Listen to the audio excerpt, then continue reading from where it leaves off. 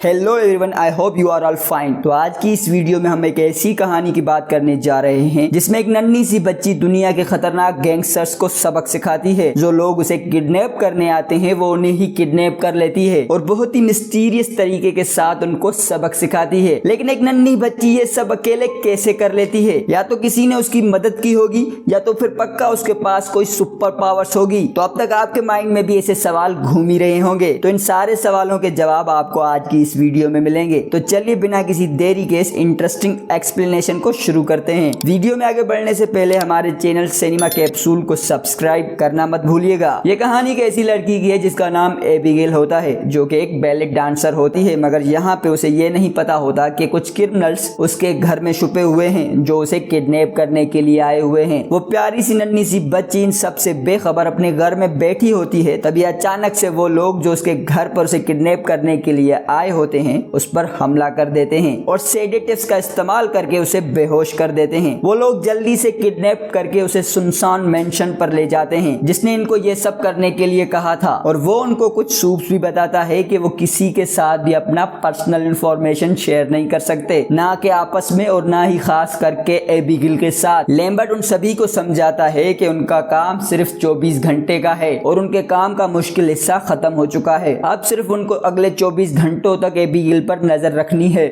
जो कि उन्हीं किडनैपर्स की टीम में से एक होती है, वो एबिगेल की आइडेंटिटी के बारे में पूछती है, जिसके बारे में लैम्बर्ट बताता है कि वो एक अमीर आदमी की बेटी है जो अगले 24 घंटों में 50 मिलियन खोने वाला है। यानी कि अब हमने उसकी बेटी को किडनैप किया है और जब तक वो हमें ये रकम नहीं देगा तब तक हम उसकी बेटी को नहीं छोड़ेंगे। उसके बाद लैम्बर्ट इन सभी से अपने मोबाइल फोन्स ले लेता है ताकि उन्हें कोई ट्रेस ना कर पाए। यहीं पे थोड़ा आपको इस किडनैपिंग ग्रुप के मेंबर से भी तारुफ करवा दें। जो पहले आर्मी में थी, फ्रैंक जो पहले डिटेक्टिव था, पीटर जो ज्यादा स्मार्ट नहीं होता मगर वो पहले कैनेडियन माफिया के लिए काम करता था, डैन जो कि एक ड्राइवर है, सैमी जो कि एक हैकर है और रैंकल्स जो पहले मरीन स्नाइपर था। ये नाम और इनकी आइडेंटिटी सारी फेक है। ग्रुप के मेंबर्स अपना असली नाम या पर्सनल इंफॉर्मेशन किसी के साथ शेयर नहीं कर सकता। इसी वजह से वो लोग अपना नया नाम और नई आइडेंटिटी बनाते हैं जो उन्हें लैम्बर्ट देता है। एबिगेल को अगले 24 घंटों तक सेफ और किडनैप रखने के बाद हर एक ग्रुप मेंबर्स को 7 मिलियन का चेक मिलेगा। लेकिन इन चांस वो लोग इस मिशन में कामयाब रहते हैं या नहीं वो तो पूरी वीडियो देखने के बाद पता चलेगा। उसके बाद जो एबिगेल को देखने के लिए जाती है, जहां पे एबिगेल अपना ब्लाइंड फोल्ड उतारने को कहती है क्योंकि वो टाइट फील कर रही होती है। जो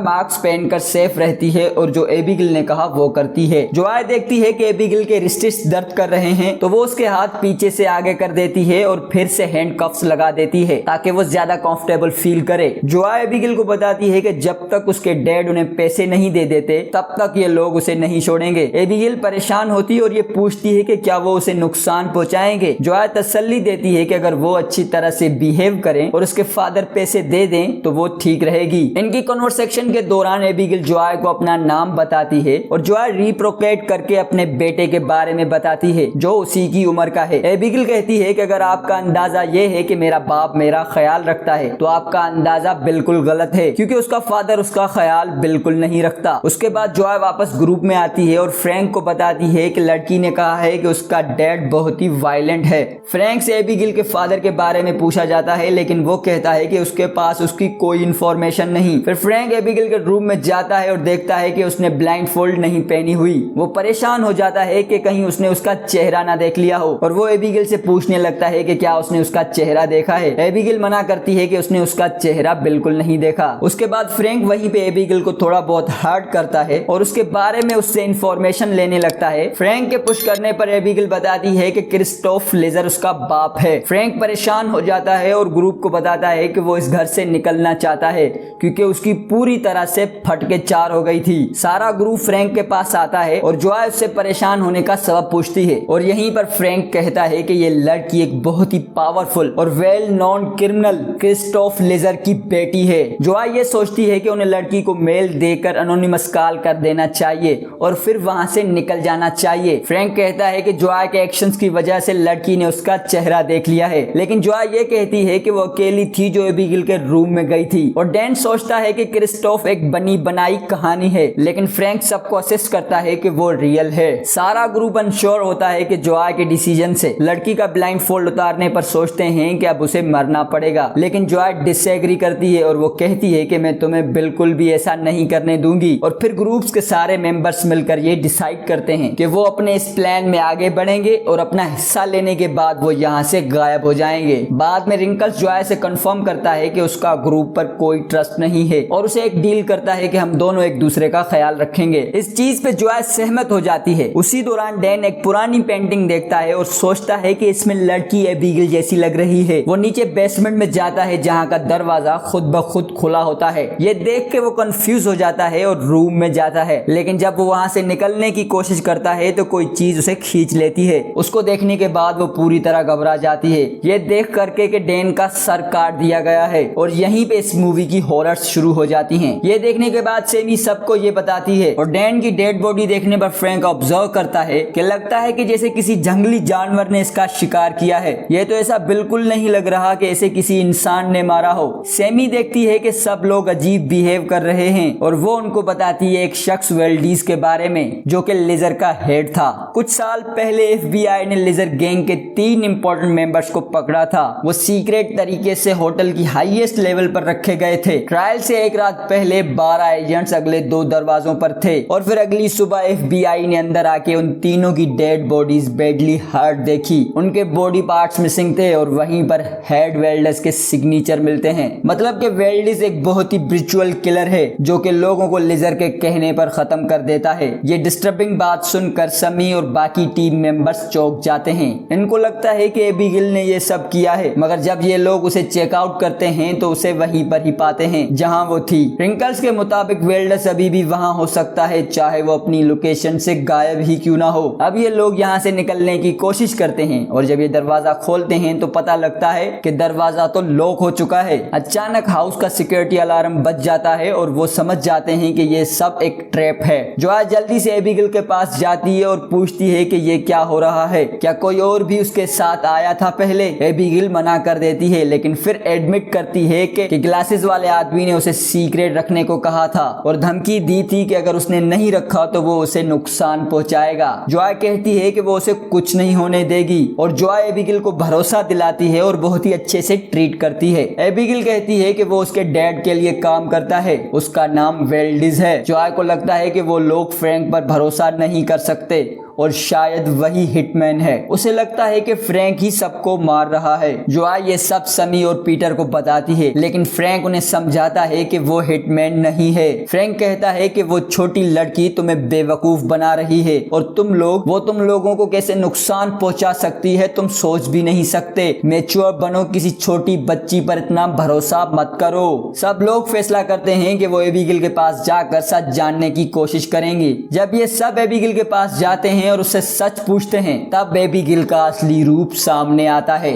और यहीं से मूवी एक नया रुख ले लेती है। एबिगेल जो कुछ देर पहले सिर्फ एक प्यारी सी बच्ची थी, वो अब एक वैम्पायर बन चुकी थी। सब लोग उसका ये रूप देखकर डर जाते हैं और अब उन सबको ये समझना है कि वो यहाँ से कैसे बच के निकल सकते हैं, क्योंकि ऐसा तो हरगिज नहीं लगता कि वो इसका मुकाबला कर सकते हैं। इसके बावजूद भी ये सोचते हैं कि एबिगेल को कैसे मारा और कैद किया जाए। वो लोग उसे मारने के लिए हर तरह की कोशिश करते हैं, लेकिन लहसन से वो नहीं मरती। वो उसे क्रोस दिखाते हैं पर उसका भी कोई असर नहीं होता। फिर वो उसके दिल पर नोकीली लकड़ी से वार करते हैं, लेकिन बाद में उन्हें ये समझ में आता है कि उसे किसी और चीज का कोई असर नहीं होगा। वो जस्ट सूरज की रोशनी से एबिगेल को मार सकते हैं। एक दूसरे से बात करके वो लोग इंफॉर्मेशन इकट्ठा करते हैं कि वैम्पायर को किस तरह खत्म किया जा सकता है। जो कुछ भी उन्हें पता चलता है वो सब ट्राई करते हैं। फिर उन्हें ये सब भी पता चलता है कि टेक लाइन यानी कि वो दवाई जिससे उन्होंने एबिगेल को बेहोश किया था। वो लोग एक प्लान बनाते हैं कि सब लोग अलग अलग हो जाएंगे और जैसे ही एबिगेल मिलेगी तो वो इंटरकॉम पर इन्फॉर्म कर देंगे। जब एबिगेल का ध्यान उनकी तरफ होगा तब जॉय उसे टेक लाइन का इंजेक्शन दे देगी। उनका ये प्लान कामयाब होने वाला था,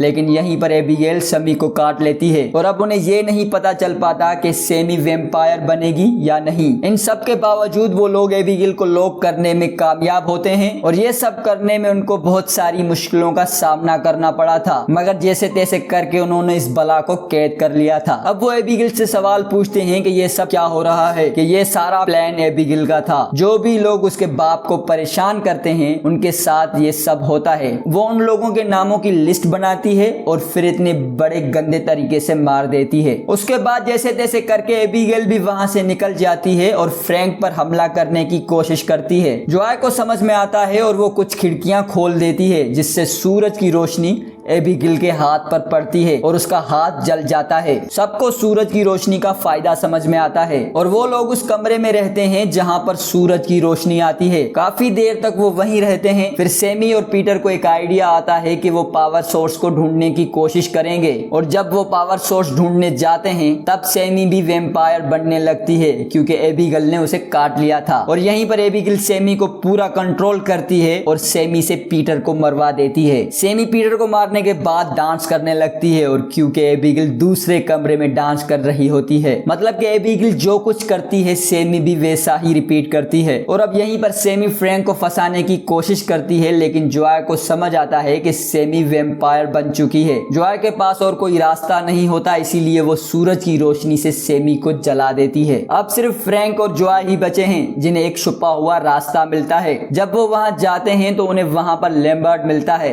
यहाँ उन्हें पता चलता है कि इन सब के पीछे लैम्बर्ट का हाथ था। लैम्बर्ट फ्रैंक को एक चॉइस देता है कि वो वैम्पायर बन सकता है और उन्हें ज्वाइन कर सकता है। ये ऐसा होगा कि वो फ्रैंक को काटेगा और वैम्पायर बन जाएगा। फिर वो दोनों मिलकर एबिगेल के पिता को मारेंगे, लेकिन वो कहता है कि पहले हमें जॉय को मारना होगा। ये करने के बाद वो फ्रैंक की ऑफर को कबूल कर लेता है और वैम्पायर बन जाता है। वैम्पायर बनने के बाद फ्रैंक लैम्बर्ट को धोखा देता है और उसे ही मार देता है। वो एक नुकीली लकड़ी के साथ उसके दिल पर वार करता है। उसके बाद वो जॉय को भी मारने की कोशिश करता है या शायद वैम्पायर बनाने की कोशिश करता है। लेकिन यहीं पर एक और ट्विस्ट आता है जब एबिगेल जॉय को बचाने के लिए फ्रैंक से लड़ती है। यहीं पे फ्रैंक एबिगेल को ऑलमोस्ट मार ही देता है। जॉय भी वहीं से भाग ही रही होती है, तब फ्रैंक उसे पकड़ लेता है और दोनों की फाइट होती है। फ्रैंक वैम्पायर बनने के बाद बहुत ज्यादा ताकतवर बन चुका था और वो इस बेचारी जॉय को भी मारने की पूरी कोशिश करता है और यहीं पर फिर एबिगेल वापस आ जाती है। यहीं पर एबिगेल अब काफी कमजोर हो चुकी है क्योंकि लगभग फ्रैंक ने उसे मार ही दिया था। एबिगेल जॉय से कहती है कि अगर वो फ्रैंक को मारने में उसकी मदद करेगी तो वो उसे वहां से जाने देगी। इस बात पे जॉय मान जाती है। उसके बाद एबिगेल और जॉय मिलकर फ्रैंक को मार देते हैं। एबिगेल भी यहीं पर मरने ही वाली होती है लेकिन वो जॉय को वहां से जाने देती है, मगर तभी एबिगेल का बाप वहां पे आ जाता है और जॉय को मारने लगता है। लेकिन एबिगेल उन्हें रोक देती है और कहती है कि आपने मेरी मदद नहीं की थी लेकिन जॉय ने मेरी जान बचाई थी। लेकिन इसके बावजूद भी वो जॉय को जिंदा नहीं छोड़ना चाहता। एबिगेल उसे रोकती है जिस वजह से जॉय वहां से जिंदा निकल जाती है। एंडिंग में हमें पता चलता है कि एबिगेल के फादर भी वैम्पायर हैं जिन्हें ड्राकोला कहा जा सकता है। एबिगेल ने जॉय को इसीलिए छोड़ दिया था क्योंकि उसने उसकी मदद की थी और लैम्बर्ट को 2 साल पहले एबिगेल ने वैम्पायर बना दिया था क्योंकि वो फ्रैंक के साथ काम करता था। फ्रैंक ने जॉय को भी काट लिया था लेकिन वो उसे कंट्रोल नहीं कर पाया क्योंकि उन्होंने यूज टोरेंट ही मार दिया था। बहरहाल यहीं पर इस इंटरेस्टिंग मूवी का अंत हो जाता है। उम्मीद करता हूँ आपको हमारी आज की वीडियो पसंद आई होगी। तो मिलते हैं अगली वीडियो में, तब तक के लिए गुड बाय।